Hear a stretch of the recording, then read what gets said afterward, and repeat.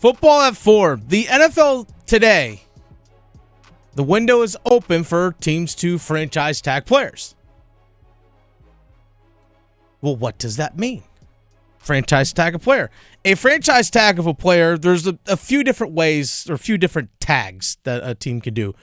Each team is allowed to use one during an off season. You can place what's known as the exclusive franchise tag on a player. So this is on a player that is about to be a free agent. If you place a franchise tag on that player, what you are saying is that player does not have the right, as an exclusive franchise tag, that player does not have the right to go negotiate as a free agent. You can exclusively talk a long-term contract with them, but it's basically a 1-year deal that is either the average of the top 5 salaries of the player's position from the current year, or 120% of the player's salary from last year, whichever number is greater. And there's also what's known as the non-exclusive franchise tag as well. We'll get into that in a second. But the franchise tag window has opened. And by all accounts, the Cincinnati Bengals say once again that they're going to place the franchise tag on wide receiver Tee Higgins. So if all the Panthers fans out there that were clamoring, hey, this offseason, go sign Tee Higgins, go sign Tee Higgins, go sign Tee Higgins, don't think that's going to be really feasible. Now, even if the Cincinnati Bengals put what's known as a non-exclusive franchise tag on Tee Higgins, which means the salary is the same as the exclusive franchise tag, but it also gives the ability for Tee Higgins to negotiate a contract with other teams. Now, let's say Tee Higgins does agree to terms of a contract. Let's say the Carolina Panthers. We'll throw that out there as a hypothetical. The Cincinnati Bengals have the right to match the offer that he had signed with Carolina. But here's the kicker with the non-exclusive franchise tag. If you sign a player that's on a non-exclusive franchise tag from another team, and the other team doesn't match that offer, you have to give up 2 first-round picks. That's the compensation to the other team. 2 first-round picks. Now, most teams use the non-exclusive franchise tag because they just want to dare another team to try and sign someone to a big, fat contract, and you'll just take 2 first-round picks possibly off of them. Are the Panthers in business to possibly give up, if the non-exclusive franchise tag is applied to Tee Higgins, are they in a position to give up 2 first-round picks for that wide receiver? No, they're not. They are not good enough of a team right now in order to be wasting that kind of draft capital for one player. They've already given up enough draft capital just to go get Bryce Young. 2 firsts, 2 seconds, and DJ Moore. You want to give up 2 more first-round picks to get Tee Higgins? That doesn't sound very smart business in my mind.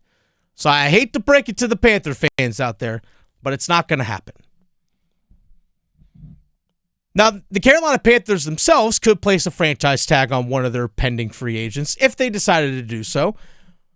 But looking at who they have as pending free agents coming up, I don't see who is worthy of receiving that high of a pay bump. For example, Brady Christensen, offensive lineman. You want to try and work out maybe a long-term deal to retain him. Maybe he can be your starting center this upcoming year or for the next couple of seasons. It's going to cost you quite a bit to keep him, but it's going to cost you even more to put a franchise tag on him. Not the kind of money that you are willing to spend. Even the holes that they have on defense, you're not going to put it on safety Xavier Woods. You're not going to put it on corner Mike Jackson. So I don't see the Carolina Panthers franchise tagging anybody unless they want to put it on Johnny Hecker, their punter, just to make sure they have him locked in next year. Otherwise, I don't see it happening on anyone else. But there are potential free agents out there that won't receive a franchise tag that the Carolina Panthers should obviously look to possibly pursue. They have a ton of needs on defense. Yes, they still need a number 1 wide receiver, but there are a ton of needs out there on defense, and you simply can't fill all those positions in the draft. You just can't. Now, there's going to be some high-priced free agents out there. For example, there are a couple guys with the Philadelphia Eagles that balled out in the Super Bowl that are going to get some big fat paydays. Josh Sweat, the edge rusher, also Milton Williams, the defensive tackle. These guys are going to get big-time paydays. And I don't think that the Carolina Panthers are in position to be signing these guys with all the other needs that they have. So, therefore, they got to go down to, like, the next level of free agent. All right? You're not going to be able to go after Sweat, Williams, and some of these other guys, Khalil Mack. You just don't have that much money. Because, yes, you can restructure some contracts. You might be able to cut a couple of guys, but they have so many needs, and you have to still sign all your draft picks. You have to have the salary cap space to do that. A lot of people don't realize this past year that the Carolina Panthers were pressed up against the salary cap, and because of all the injuries that they had and with guys going on injured reserve, they had to restructure contracts with a couple of guys during the season just to make sure that they were under the salary cap during this past regular season.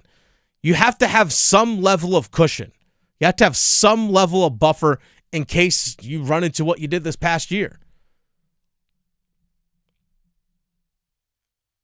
Maybe you have to go after someone like, for example, a Byron Murphy Jr., defensive back, played for the Raiders this past year.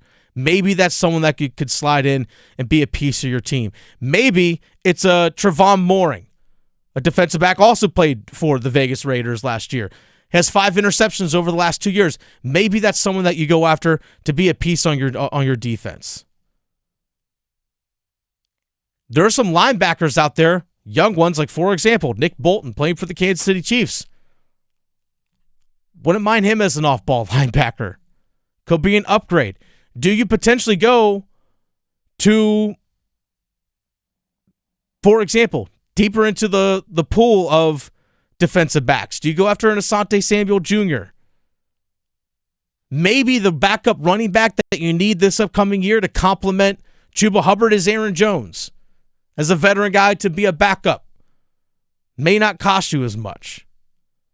I know ESPN put their list of the top 50 free agents this upcoming season.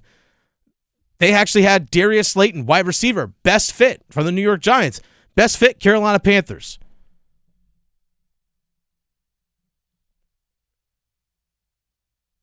Maybe Darius Slayton could be the added extra speed. Again, not number one wide receiver, but could be the added extra speed that could be used on the field for the Carolina Panthers this upcoming season.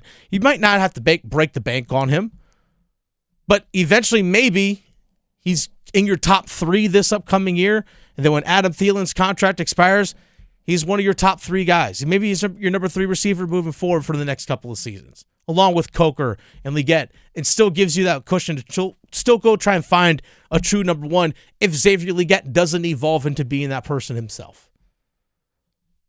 So when it comes to free agency this upcoming year, the Panthers probably aren't going to be the big-time spenders. I want to just caution fans out there, they're probably not going to be the big-time spenders, but that doesn't mean you can't find good pieces to add to your team that upgrade things. Doesn't mean you can't find it. They're going to have to find differences in the margins. That's where they're going to have to make things up this offseason. Because, again, you're not like New England that has $120+ million or so to spend. They don't have that. But that doesn't mean you still can't find people that can work on your roster.